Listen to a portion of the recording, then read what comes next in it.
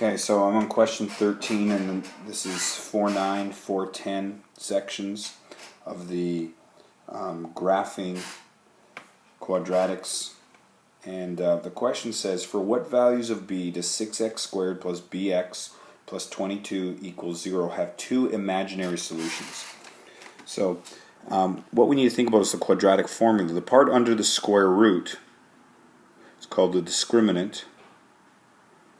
It helps you discriminate and decide what kind of information you have. And when this part here, the discriminant, is less than 0, you get imaginary answers. We've talked about that last time.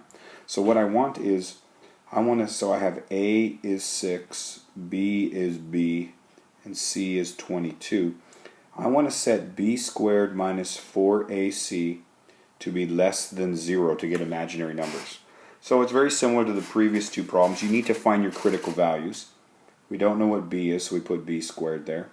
Minus 4 times A, which is 6, and C, which is 22.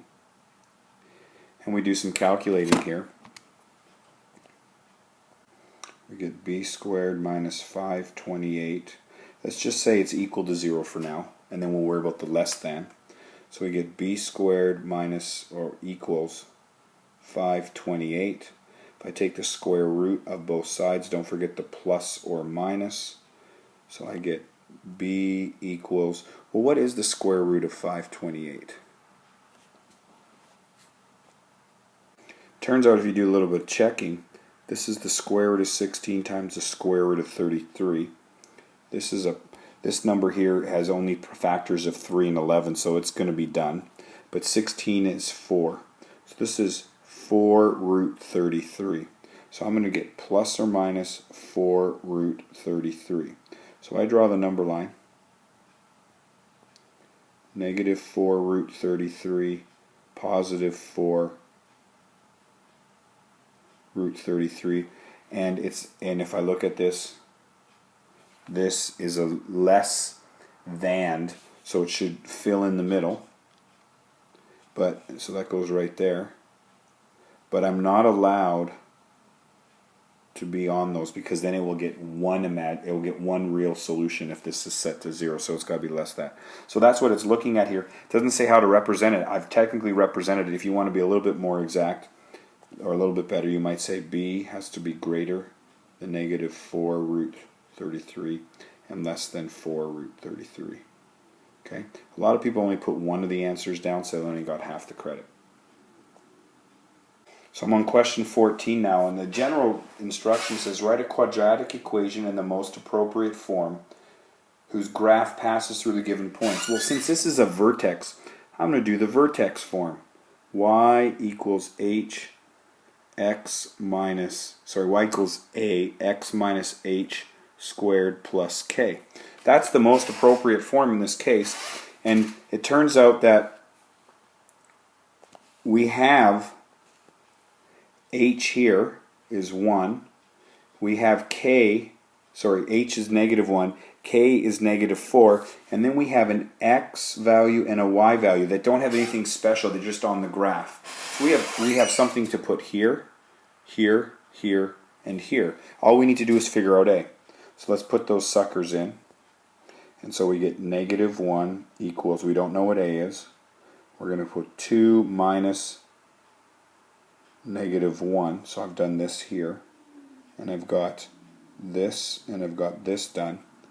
Don't forget to square it. Some people forgot to square it, and then you got to put plus negative 4 or just minus 4 for k. So let's solve this thing. Negative 1 equals a. This is actually 2 plus 1, so that's 3 squared. This is where a lot of people made mistakes. Okay, PEMDAS. You got to square, and then you can't subtract because this is multiply. You're going to have to bring this 4 over. So I'm going to go like this and bring this over right now before it gets too hectic. 3 equals 9a. Divide by 9, and you get a equals 3/9, which is 1/3. So I'm going to use that. So I've got my equation now. Let's just go use that equation. We're going to write y equals, we know what a is, 1/3. x, I guess I should go back here and make that more of a parenthesis, x minus, what's h? H is -1, so I can actually make negative and -1 is 1. Don't forget the squared. And then minus the k, which is 4. And there's my answer. So the problem usually came in over here. People tried to get 9 minus 4 here, but that would break the rules because there's a multiplying in here. There's multiplying right there. There's multiplying. So you got to do PEMDAS still. So I had to solve the equation. Okay, number 15 is very similar. Number 15 is very similar, except that since I'm given the x-intercepts, you notice I wrote them differently than on your test, because there's no comma there. There's two x-intercepts, but since it's x-intercept, I might as well write it in x-intercept form, which is y. I'm writing at the bottom here. A x minus p, there's your first x-intercept as a factor, x minus q. So if we want to, we can say p is -4, q equals 2. We happen to have an x right here. We happen to have a y here. So we have a y, we have an x, we have a p, we have the same x, and we've got a q. All we need is to find a. Oh, that's why I said it's very similar to the other problems. So I'm going to write that in there. I'm going to plug and chug and get a. So if I do that, I'm going to get -9 equals what? We don't know what a is. We know what x is 5 minus -4, so 5 plus 4. Then we're going to have 5 again. We're going to subtract q, which is 2. So I get -9 equals a times 9 times 3.